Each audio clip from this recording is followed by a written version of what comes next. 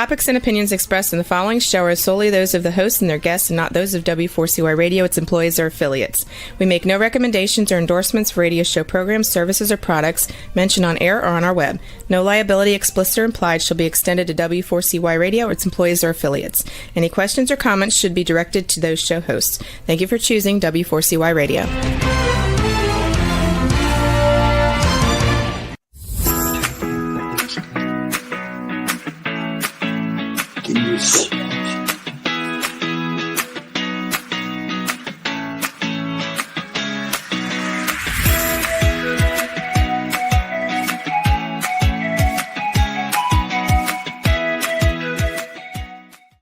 Okay, hi, this is Shelby Wagner. I'm host of Learning to Dance in the Rain, and I welcome you to my show today. Learning to Dance in the Rain is where we have conversations about difficult life situations, sharing our experiences so that hopefully we are helping some of our listeners to deal with similar problems and learn to be resilient. Today, I want to introduce my good friend and guest, Rick Hume. And thank you for being here, Rick, and agreeing to help me. Thank you for inviting me. You're very welcome. Rick is a retired business owner he's been retired 3-4 years. 10 years. 10 years?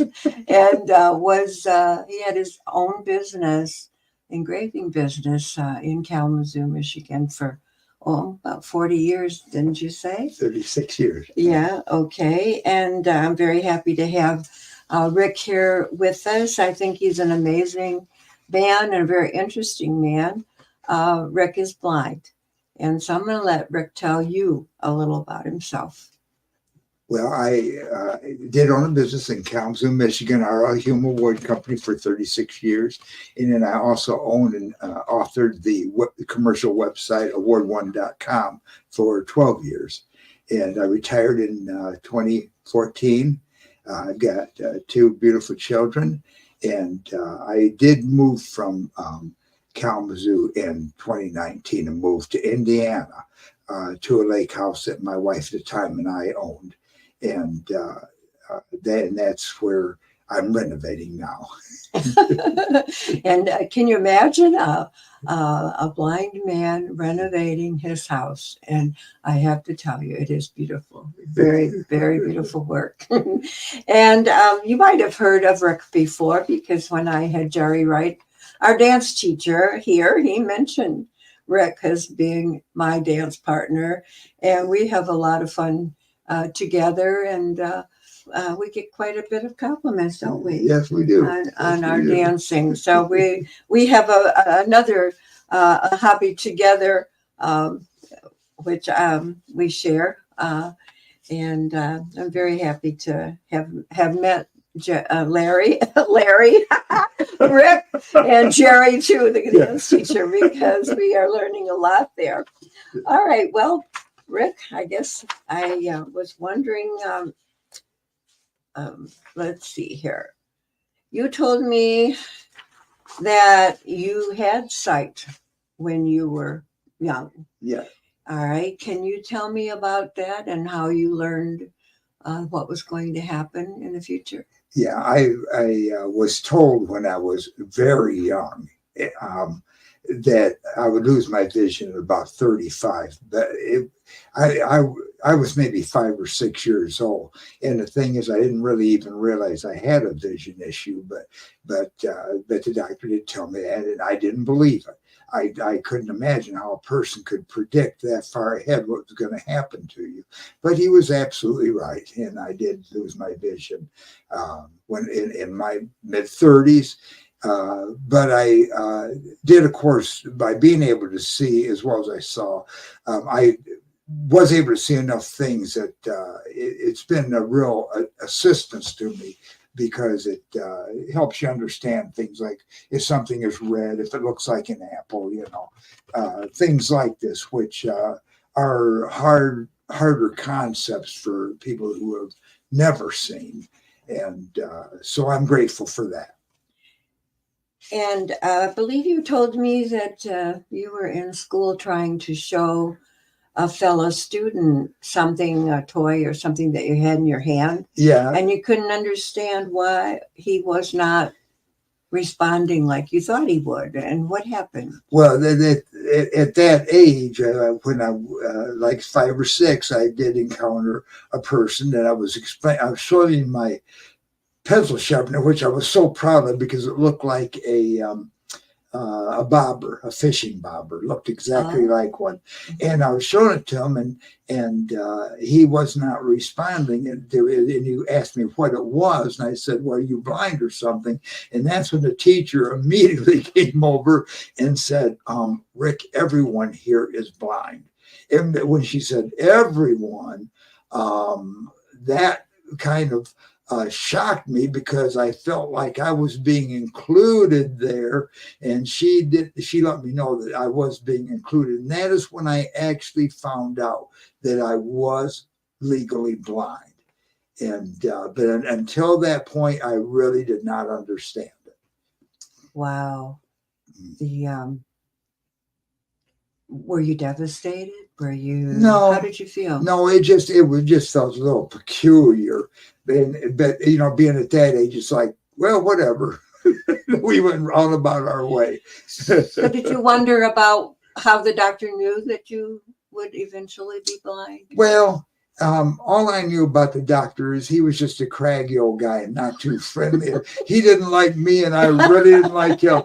He would tell me to, like, make the E with your fingers this way, and I would totally not do it. If he did it that way, I could see what he was doing, but it's like, really, I'm not. This is a game, so I'm going to do it now. So we weren't too awful fond of each other. Oh, gee. Okay. Well, I was wondering, what are some misconceptions that other people have about blindness or blind people? Well, I think a lot of people, there have been studies that have shown that men particularly are not comfortable around blind men. And I don't know why it is, but there's been a number of studies done, and all of them are consistent. And I think it's the main word related to it is vulnerability. People do not like to feel that they are vulnerable. And the thought of losing your vision does not sit well with men. Women are much more comfortable with it. And it's just the way it is. It's just the way it is. But you have several anyway, of blind friends, correct? We talk about through the year. Blind friends are of course, you relate well with your community and whatnot. And it isn't a matter of blind men feeling they're already there. They already have the understanding. It's men that aren't blind. It's hard for. So when you find a male friend that is totally comfortable with it, it's a gift. It's a gift. And and fortunately we are finding many blind male or sighted male friends in the area that are perfectly comfortable. So we have a real good time. Before we go any further, what was the condition that you? What is it called? It's a congenital condition called RP or retinitis pigmentosa, and it does when it's in the family development. It goes down the chain usually, and it mainly follows males. However, girls can get it too. So but it goes. My aunt has RP. Her son has RP. My grandson has RP. So that's the way it travels. Okay. How about your perception of the world? How did that change once you lost your sight? Sight the handicaps, you might say, sometime are viewed by the handicap as having a hierarchy. Sight insulates you or isolates you from things. Deafness isolates you from people. People in a wheelchair, it isolates you from easy mobility. So it's adapting. It's always about adapting and trying to live a full life with what you've been dealt. It doesn't matter what it is.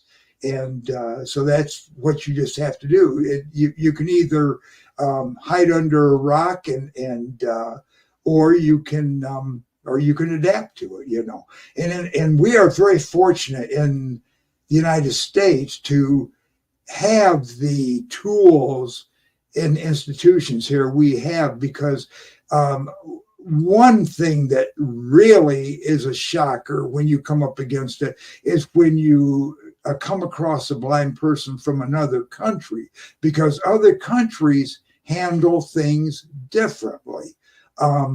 In Britain, the blind are pretty well accepted and work and have the tools and institutions available that they have in the United States, where in the third world countries particularly, most blind people are taught how at a young age how to beg and how to play a musical instrument, particularly the guitar, so you can beg. And it's just a cultural thing. Fortunately, I live in the United States.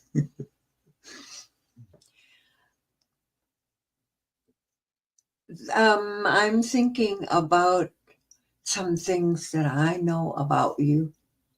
And let's see, I was trying to remember one of them that I thought that I see you doing, and I thought, well, that's a really good way to do that, but it's totally different than what I had learned to do. I can't think at the moment what it was, but I thought, well, gee, you know, that's a better way to do it for anybody maybe I'll think about it as I get a little further into this. But so how do you navigate your daily life and the challenges that you encounter? Any tips on that? Well, of course, you're forced to navigate your life like it is. I live alone with my two cats, so you know I have to get up in the morning and get them taken care of with their food, water, and their litter box and whatnot. And but of course, there are things that I have adapted to make things easy, like labeling containers. I use what's called a pen friend, and it's a sensor and a embedded dot that takes the embedded codes like a normal reader would, IRQ code reader would read. So that way, if you pick up something, you know that it's mayonnaise instead of pickles, you know, whatnot. So that helps. I mean, you've got a lot of adaptive stuff like that helps along. But otherwise, you basically just have to, you know, maneuver your day like you would, you know. Of course, you have to be pretty careful about learning the area you're in and the hazards of the area. You know, being that I'm renovating my home, it is a construction site throughout, and there's just no getting around it at this point, you know. But you have to learn how to get around it without, you know, having any accidents and whatnot. And sometimes things happen, but they happen with people that are sighted too. It's what it is. So I'm wondering as you enter your house, you have the stairway right there, and that first step. How do you know that first step is there? Well, when we were designing the entryway, fortunately, I had a very smart contractor that has worked with me on projects primarily that they fall into two categories. I don't want to do it, or I need a helper to do it. And a contractor has a helper, so that always. And also, there are some skills that I felt that I did not want to learn because of the time involved. I hired a contractor to do all my plumbing and run gas lines, where I did all the electrical work myself. So, sometimes you got to bring, and like I said, I had a contractor that was perceptive enough to say, because the door used to open to where you could actually step in and write down the steps. And he said that was not right, that when he installed the door, he would actually install so the door opens in front of the steps. So that way you have to close the door, and that gives you the opportunity to realize there are steps behind it. So it works for sighted people and blind people at that point. All right. My question about what are your hobbies or activities that you enjoy that might surprise people? And I think we've named a couple already. You want to? Yeah, dancing. I love dancing, and I do love woodworking. But I also like doing things like cutting logs and whatnot. I have a wood burner stove in my house, and that assists with the other heat systems. I actually have 3 heat systems in the house. So there's 3 different ways I can actually heat it. And the wood, of course, is the least expensive, and I enjoy burning the wood, and I enjoy cutting it and splitting it. I have a 35-ton log splitter and a couple of chainsaws, and so I enjoy that too. Yeah. Getting back to your organization, you really have to have a place for your things and put them back when you use them so you can find them next time, don't you? Well, yeah, and honestly, like a lot of woodworkers and people that do other things too, it really doesn't matter. Sometimes you don't do a very good job of it. and my memory has not got any better as I've got older, so I spend sometimes more time than I should looking for something that I've laid down in a bad spot. That's Do you have any advice that you could give someone who is blind or visually impaired about organizing the home or finding things to do? I think the best thing is just to do the best you can, and because really organization is just a personal thing, and so you just got to do the best you can. There's if you're organizing documents, paper documents, it's best to put them in an envelope that you either label in Braille or with a pen friend or something like that. And it makes it a lot easier for you to find it again than leaving papers loose. You have to be very organized in your paperwork, or otherwise it'll drive you crazy. Blind people normally will scan their paperwork using an OCR program, which is optical character recognition, and then that allows you to read a document that is a printed document. It doesn't do well with handwriting at all, but a printed document, and then it's up to you to organize those in a way. But other things in the home, labeling your cans and jars and things like that will certainly help. But when it comes down to the actual organization of your things, you just have to do the best you can and hope it works out. So you have a reader who can read your email to you? And yeah, a screen reader is what's used on the computer by the blind, and this allows you to actually navigate full computer usage by using what's called a screen reader, and that allows you to read your email, go on the web, make purchases, and do all the things that people do on the web and do with their email. And it's just an invaluable tool. And fortunately, it's actually became more affordable in the past few years, so that people can have a screen reader available to them. They used to be quite expensive, but now you can use free ones, or you can or you can use commercial units that are less expensive than what they used to be. Mm-hmm. I met Rick on a dating site. You've heard me before give advice about internet dating sites and so on. But one of the things he said in his profile, he said he was blind. And I thought, what's a blind man doing on a dating site?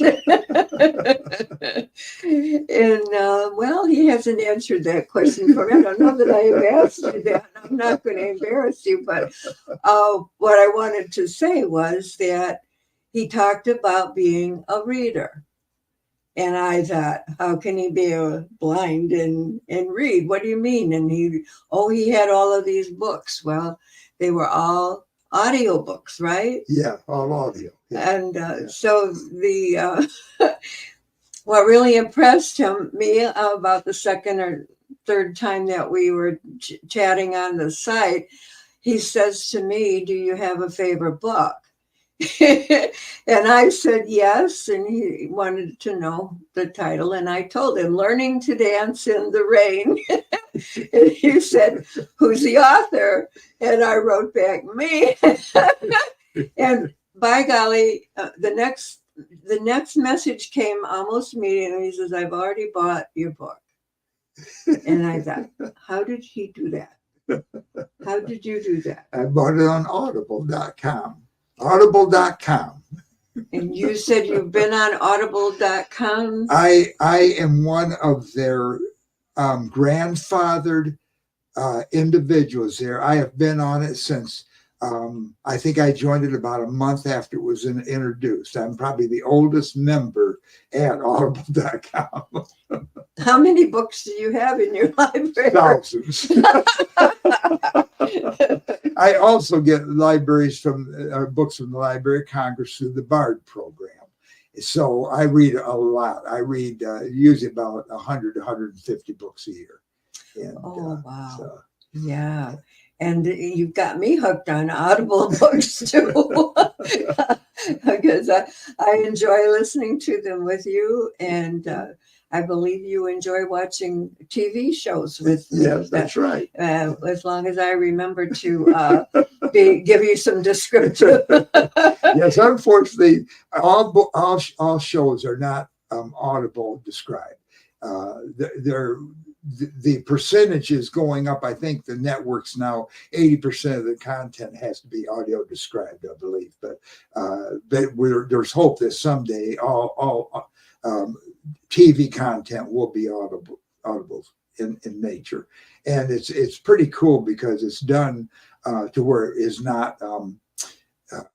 It doesn't disturb the sighted viewer. It's kind of a discrete description. And a lot of sighted people actually enjoy it after a time because they realize that it helps them catch things that they didn't see.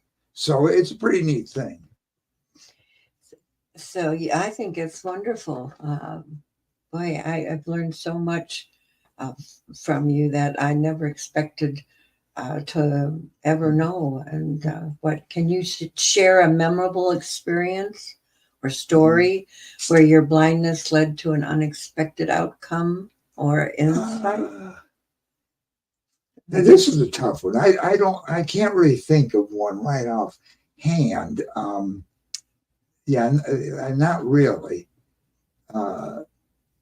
Well, I was also wondering about an experience where someone's actions positively impacted your life as a blind person, and you told me you had a friend who you didn't know how you were going to support your family once you turned blind, and he gave you some help. So let's hear about that story. Well, when I was running my business, I ran into a period where I felt like I was losing control of it because everything was being handwritten, and the people I was working with could not ever find what it was they filed away. And it became very frustrating.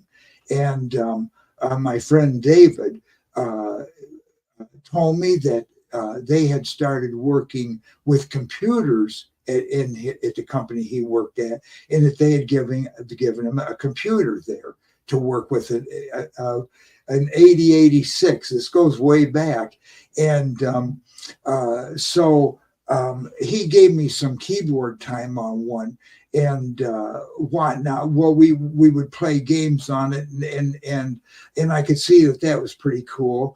But then when he tried to show me a word processor, that really made me very curious. But at that time, I really couldn't go any further. And so he said, maybe because DOS had just been released, and he said, maybe you might want to look into getting a computer so you can have all the keyboard time you want. So I actually had a computer built for me in Kalamazoo. And at that time, I was told it was the fastest computer in Kalamazoo.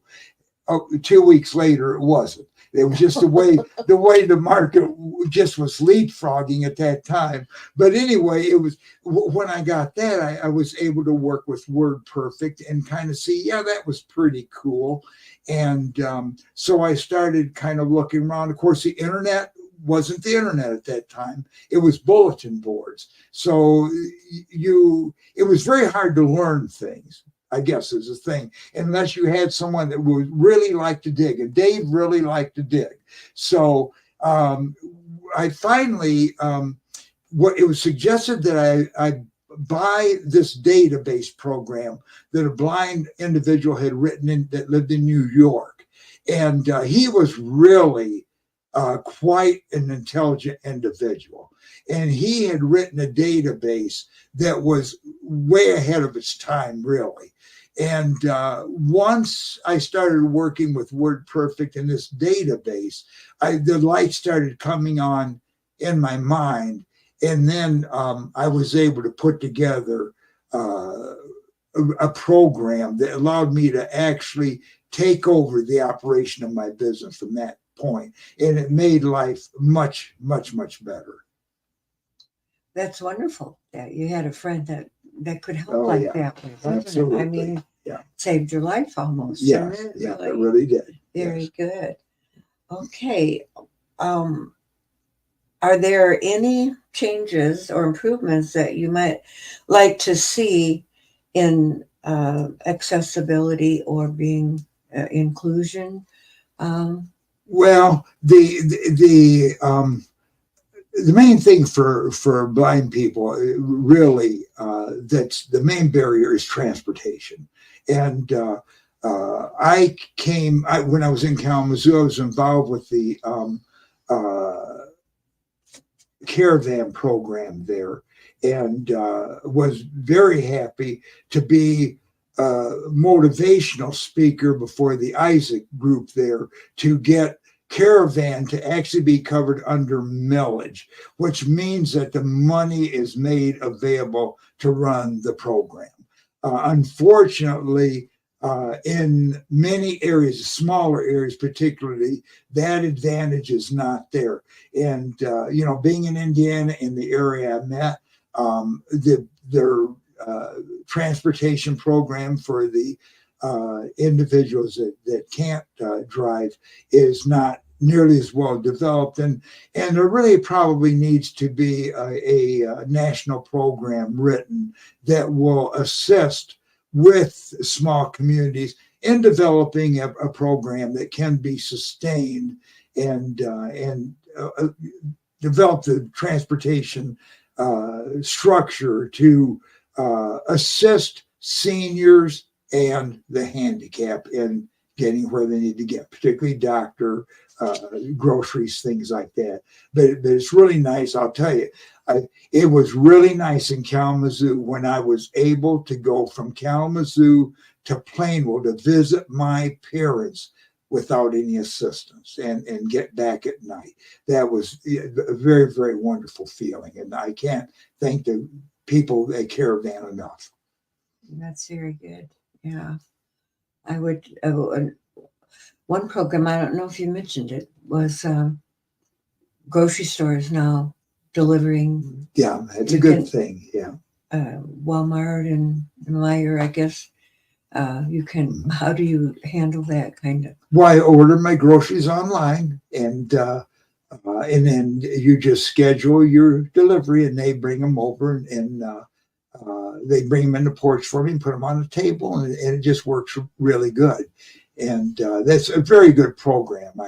And of course, you've got Amazon too that can do certain things like that. And I'm a big Amazon user because to me, it is worth it to be able to order something and have it put on my porch step the next day or the day after that. It's really worth it to be able to have that level of service. How do you approach your meals, your cooking? Well, I'm a single person. So I had this cook, Marie Callender, and Marie Callender cooks for me a few nights a week. But I really enjoy cooking. And there was a period in my life that I lived alone and wasn't doing renovation work. And I did not mind spending an hour preparing a meal, but now it has to be on the quick because by doing the woodworking and having everything that has to be done during the day, doing laundry and all the stuff you have to do when you live alone, I have to kind of cut corners. So there's some prepared meals like Marie Callender and sandwiches and etc. to get fast and dirty, I call it. I think it might surprise people that there's something missing in your kitchen. Stove. Oh. There's no stove in Rick's. I thought she was going to say my dishwasher. Oh, well, that too. Yeah, well, I have one, microwaves and stovetop, the little countertop stovetop ovens and things like that, and then I've got these induction stovetop where you put it on top of the counter and use it. My kitchen is kind of a little bit on the primitive side because it's the last thing that I'm going to renovate because each room that you renovate brings on a different level of complexity. Bathrooms are very complex to do because of the issues involved. But a kitchen, it has an awful lot of issues. So I'm saving that for very last. I remember my husband and I built a house, our retirement home in Tennessee. And we lived in a motorhome for about 10 months while the house was being built. And we got to the point where we were planning the kitchen. And my husband said, well, we can save a little bit of money. We don't need a stove in the kitchen because you don't cook anyway. and I said, well, I think we're going to sell that house someday, and I think you better have a stove because I don't think it will sell without one. So that's true. Let's see. Another thing we talked about earlier was what you consider your greatest achievement or your proudest moments. Well, that's probably being a father. Oh. I'm glad you said that. How many children do you have? Two. Emily and Eric. Emily and Eric. And that was quite an experience. Yes, it was. Were you sighted? You were sighted when they were little, right? A little bit? A little bit when Emily was born. But by the time Eric was born, I didn't really have any sight at that point yet. Well, I tell you. But they were a delight when they were babies. Eric is almost a spitting image of you. I was really surprised when I met him for the first time. Okay. Any other great memories you have or that you're proud of? Or? I was proud to be able to have a business in Kalamazoo for the length of time I had, and people. I enjoyed playing sports for the blind for quite a while, and I really enjoyed doing that. I played beat ball, which is adaptive baseball or softball, and then a court game called goal ball, and those both I really enjoyed. I think goal ball's played in the Special Olympics, in fact, still. Oh, really? And, but both of them are pretty regional because it takes a lot of volunteers.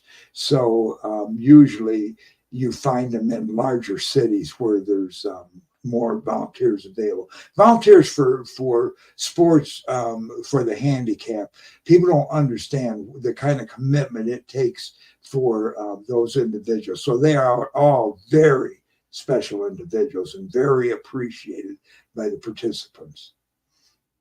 How many years did you put into playing those sports? Do you remember? Oh, probably a good 10 years. Oh, really? Yeah, I did that probably for about 10 years, and then became a gym rat for probably about 15 years. What's a gym rat? That's where you just go and work out in the gym. Oh, Been a lot. I see. So, as you can see, Rick is a pretty positive-minded person. And how about that smile on his face? A happy individual, basically, right? That's right. And how do you maintain that positive, happy spirit? I just think really a person really needs to every day look to the positive side of life. You've got to if something's, if the news that's on your TV is bringing you down, turn the TV off. Go outside, look at the birds and listen to the birds and just enjoy the beauty around you. We are blessed in this country, and people need to enjoy it and just enjoy their friends around them, and just embrace everyone you can around you. And, would you say that would be your message or advice that you would share with the listeners? Yep, that's right. Yeah. Be happy. It doesn't help you to keep worrying about something. Maybe someone said something hurt your feelings, or and you can't get rid of it. I know a lot of people said to me that they agreed with me that I will worry or think about this problem. How am I going to solve it? And then I will pray and I will give it to God. Mm-hmm. And half an hour later, I'm worrying about it again. my son, when he was real young, he loved the song that said, "Don't worry, be happy." He would listen to that thing all the time. He loved that song. So at the time I was trying to learn the piano. So I would play that on there for him from time to time. He'd just smile real big. He loved that song. My son, if he was having a difficult time falling asleep, even as a baby, I would sing to him Kumbaya. I don't know if you know that song, but it's "Come by here, Lord." Someone's praying, someone's singing. And I don't know, it was real funny. One day he was walking, so he was probably 3 or 4. And the Sunday school teacher took me aside and said, "Shelby, I don't know what's going on, but David was really wild today." And I said to her, I says, "You know what? The best thing you can do to calm him down when he's around you is start singing Kumbaya." because that works. And she tried it another time, and she said, by the way, it did work.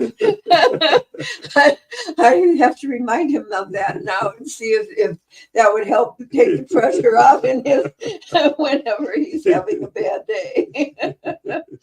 So let's see. Do you have any particular thing that you would like to say before we close? It's almost we got about 5 minutes left here.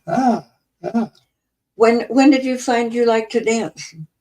Well, I guess I started kind of dancing back in my 40s, and I just really enjoyed it. I took ballroom dancing for a while, but the thing is, I didn't have a partner, so I was just dancing with the teacher each week. And I realized after my first contract that really it wasn't like. So then I just started just going out with in dancing, because you've got to have a partner to dance and have fun. That's all there is to it. And to really learn some of the dances that we do. Yes. I had found that I loved to dance in junior high and high school.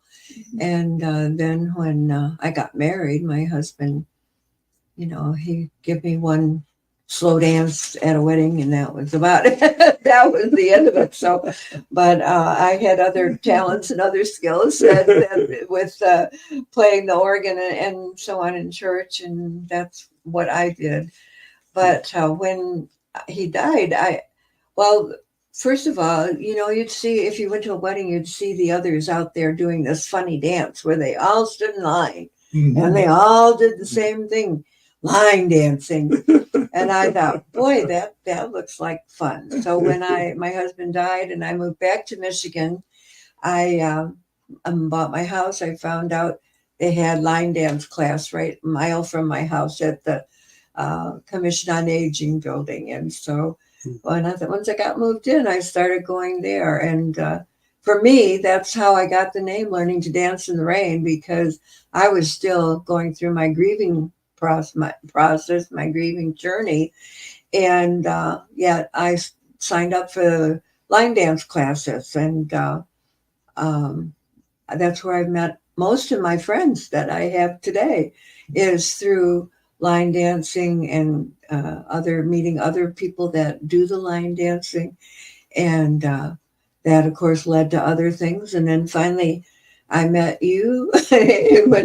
By the way, you don't dance, do you? And you were quiet for a moment and looked kind of thoughtful. And yeah, as a matter of fact, I do. See, there was another thing in there that I wanted to say about, but it's gone. One of the things about aging is learning to be resilient. If you can't remember what it was you were going to say when you started, well, wait a little while and it'll come back and move on. But we are almost out of time, I believe. And I want to thank our audience for coming today and listening to our discussion about being blind. And next week, we have part 2 of learning about people that are blind, because Rick has a really, really beautiful creative spirit with his woodworking. And so we're going to talk about being blind and being, and remodeling a house. When I went in at first, it's not just like putting drywall up on the wall and spreading it out and painting it. He's cutting these boards that are only 5 inches wide and pine and grooved and all this, putting them up on the inside of his house. And when I saw the doorway of his office, and you run that down, a straight line all the way down, perfect. I'm not that perfect. I can tell you right now, I have a pretty crooked line when I'm sewing or drawing. So anyway, be back with us next week at 12 noon Eastern Daylight Time. I'll probably be standard time by that time. And we're going to talk about being creative while being blind, and woodworking. So be happy week. Have a good week, and we'll see you at that time. And I thank you, Rick, for being here with me today and Thank sharing. you. Merry Christmas. Well, we hope it will be Merry Christmas. Yes. So thanks a lot, and I'll see you next time with woodworking and Rick Hume.